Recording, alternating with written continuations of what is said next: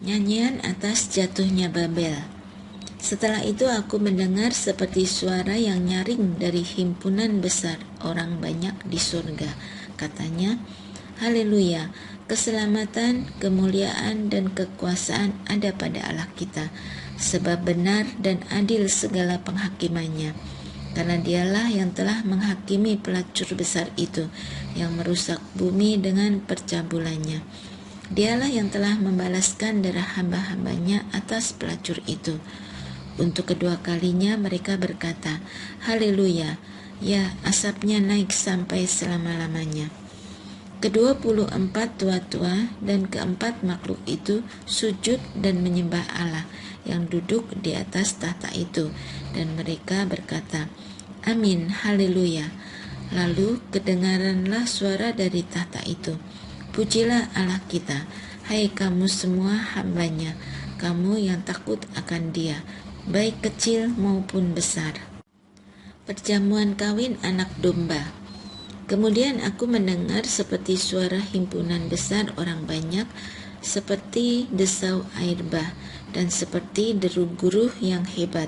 Katanya, Haleluya, karena Tuhan Allah kita yang Maha Kuasa telah menjadi Raja. Marilah kita bersukacita dan bersorak-sorai dan memuliakan Dia, sebab hari perkawinan anak domba telah tiba dan pengantinnya telah siap sedia.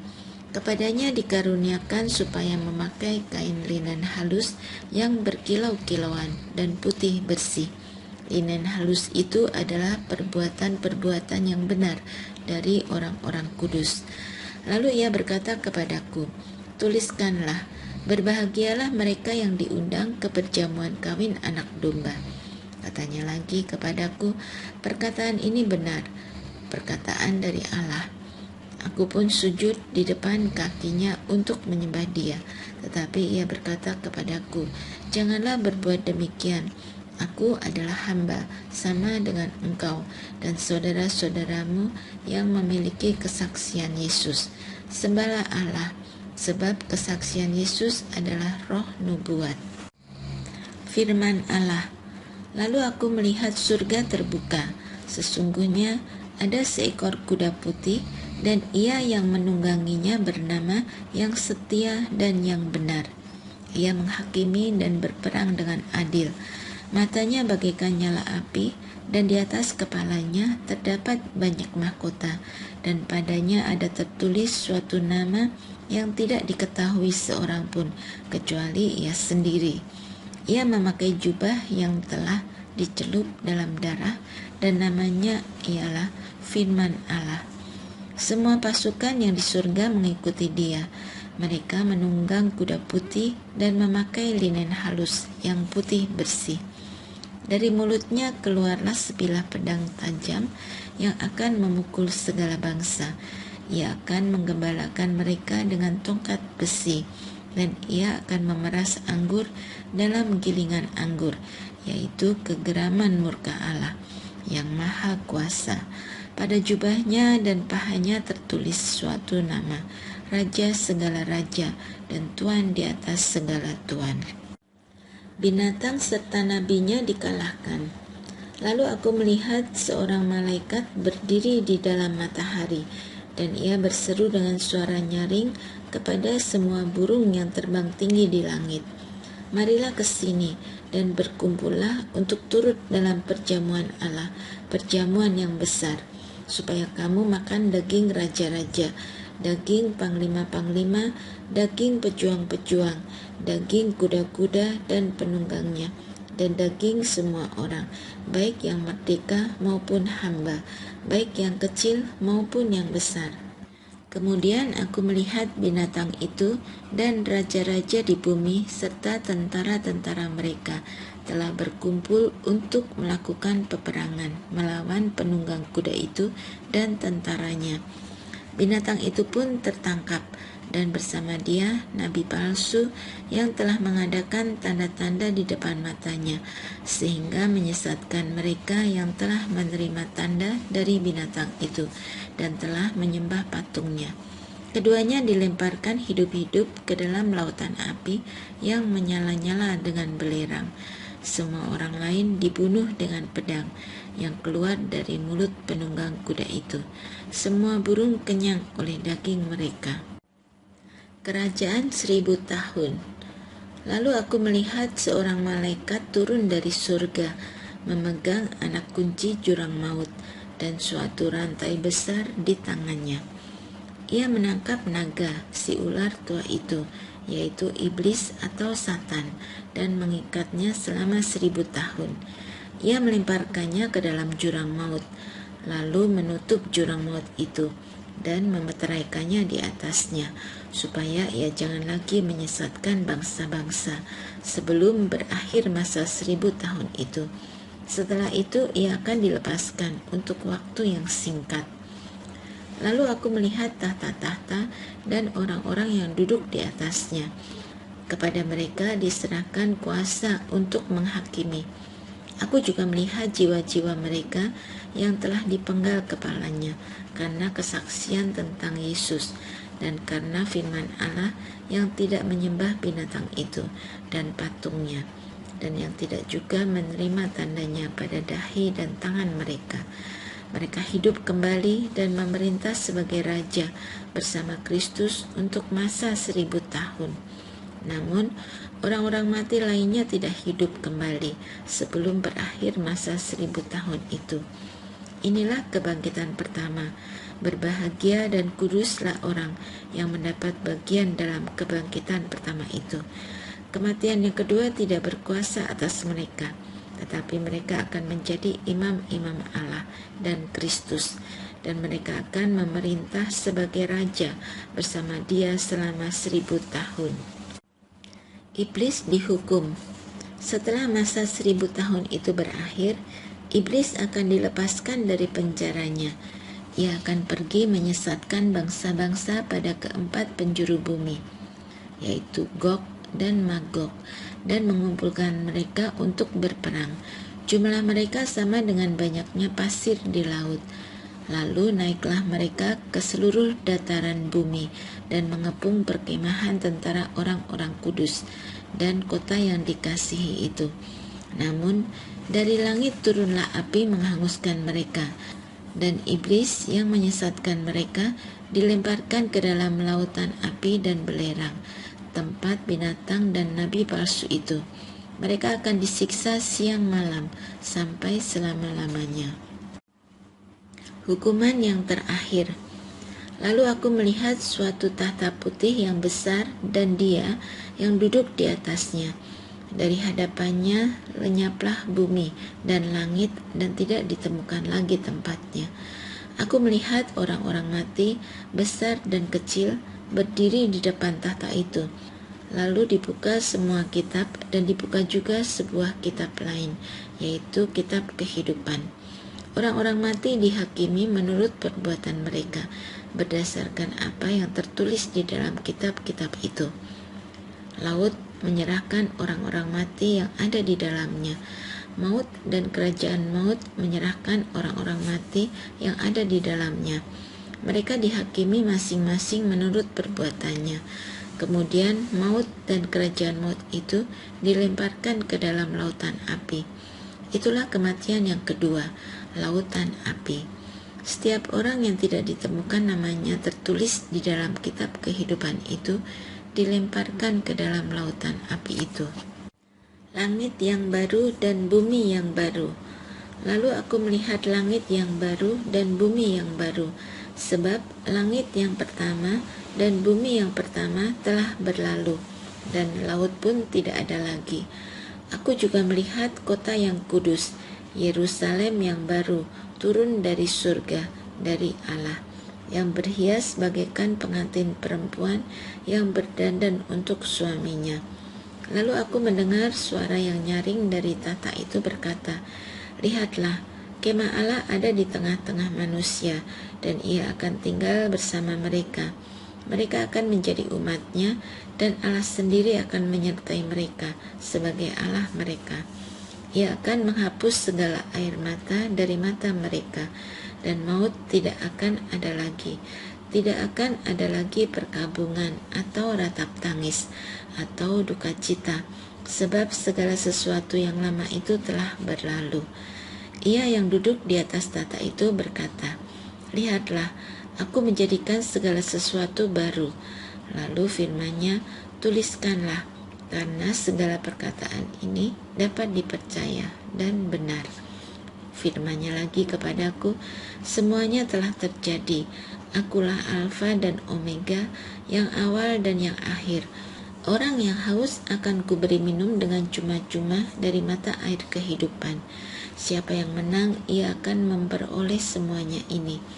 Dan aku akan menjadi Allahnya, dan ia akan menjadi anakku."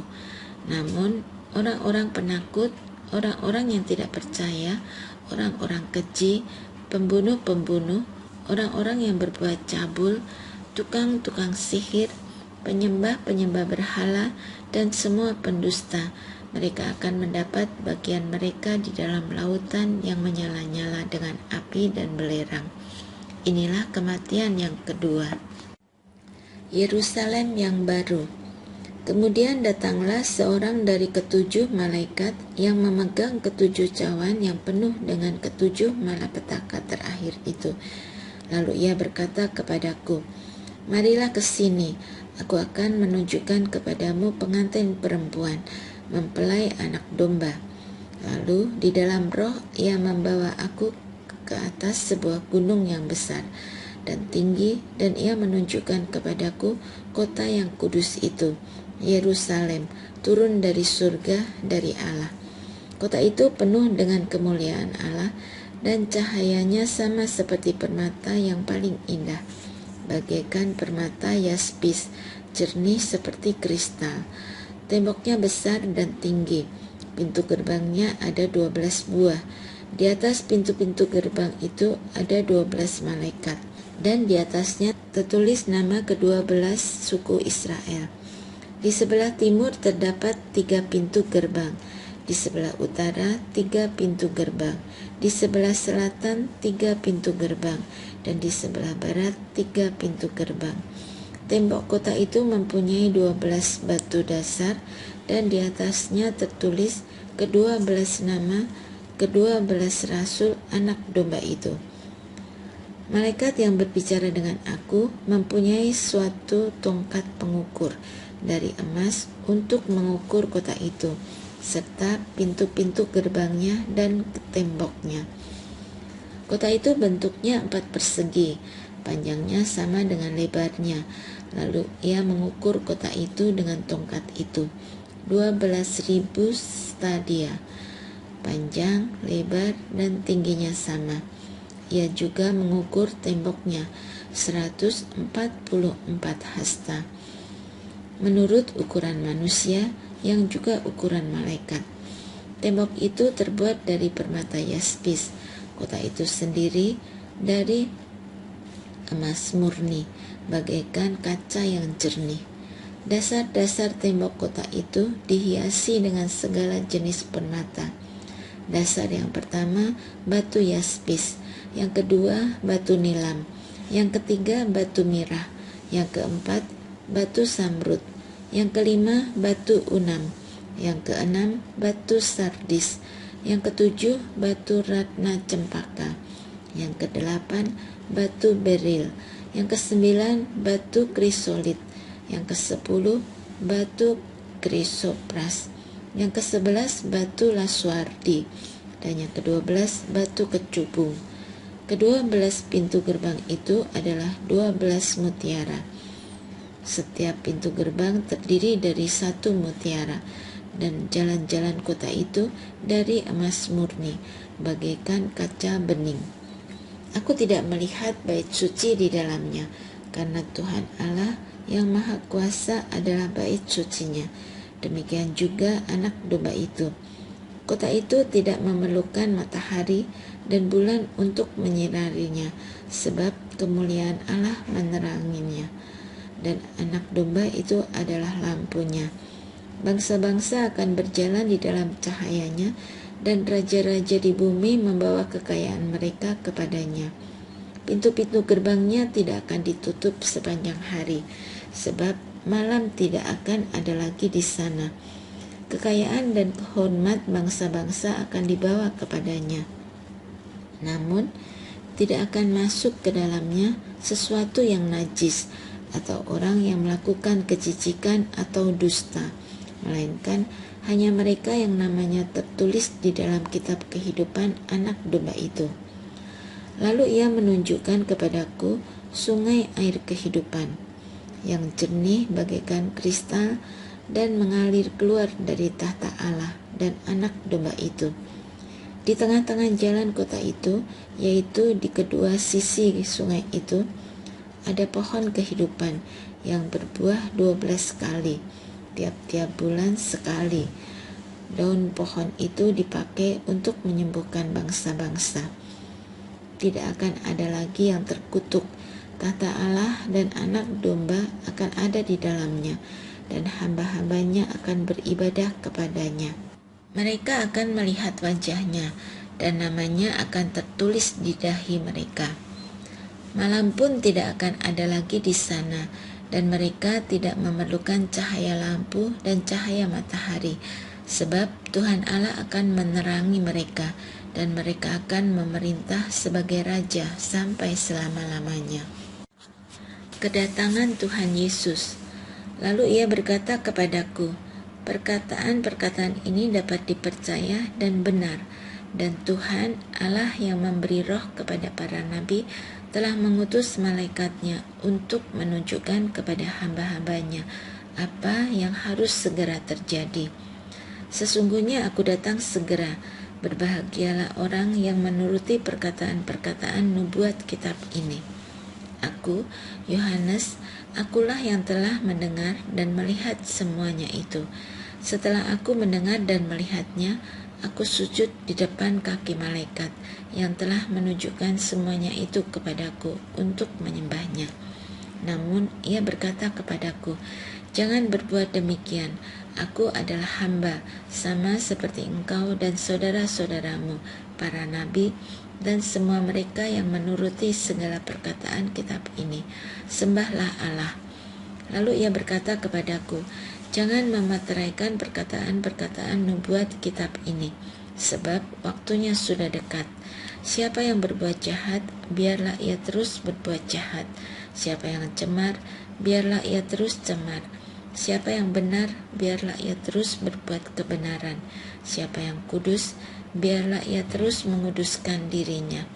Sesungguhnya aku datang segera, dan aku membawa upahku untuk membalaskan kepada setiap orang menurut perbuatannya.